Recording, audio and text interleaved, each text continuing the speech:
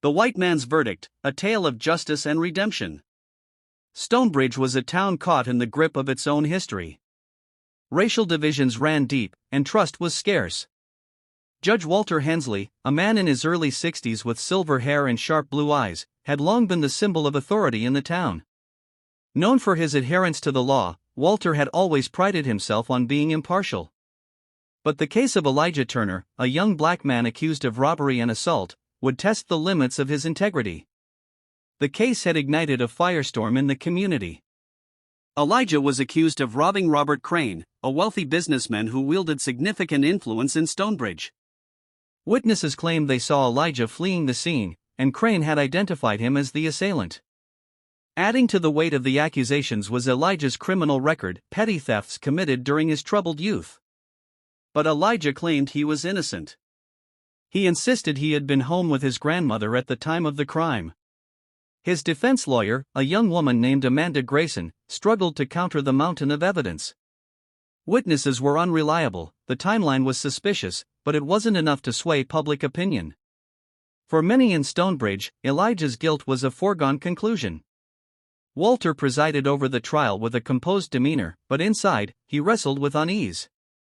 As witness after witness took the stand, he noticed inconsistencies in their stories. A shopkeeper claimed to have seen Elijah near the scene but couldn't recall the time. Another witness, a man with ties to Crane, seemed overly rehearsed. The trial took a dramatic turn when Clara Reeves, a local journalist, approached Walter privately.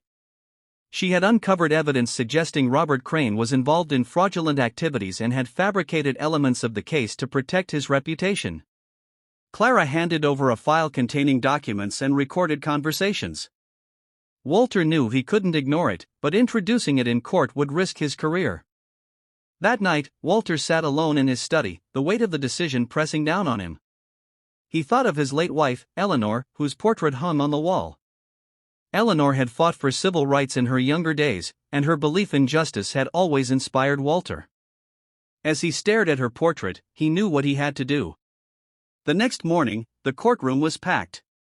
Tension crackled in the air as Walter prepared to deliver his verdict. He began by addressing the flaws in the prosecution's case. The evidence, he explained, was circumstantial and riddled with inconsistencies.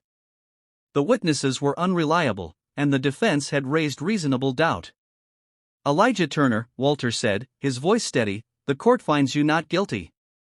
The courtroom erupted.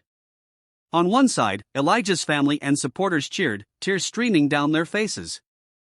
On the other, Crane and his allies seethed with anger.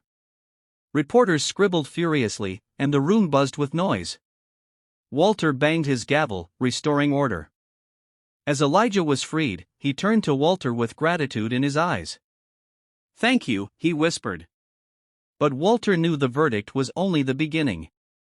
Outside the courthouse, protests and debates raged.